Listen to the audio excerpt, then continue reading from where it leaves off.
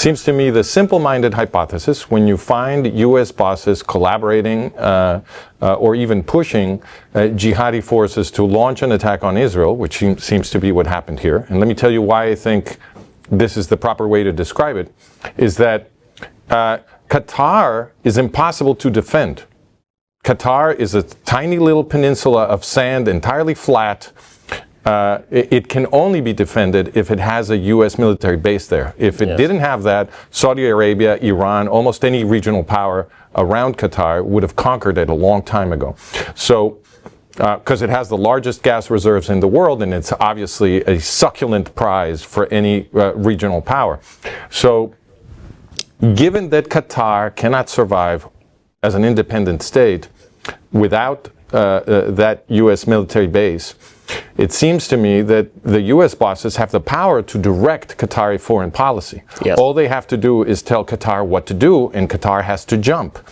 So if Qatar is free to finance international jihadism, and in particular to build Gaza into a Hamas terror structure, which is what they did with their money, then it seems to me the logical inference is that this is all the policy of the U.S. bosses, because they could change it in a second. In almost every country, in every Muslim country that you look at, you have some sort of jihadist insurgency, and you have a government fighting against the jihadist insurgency, and it would be the economic interests of the United States to promote that jihadist insurgency and then sell the solution to the problem to the local government to make sure that both of them are kept within some sort of balance and not achieving actual peace and stability. They're promoting jihadism. If jihadism is in power, they like it to be stable. If jihadism is not in power, then they promote jihadi insurgency. Would you agree with that? Exactly. What you're describing, they control both the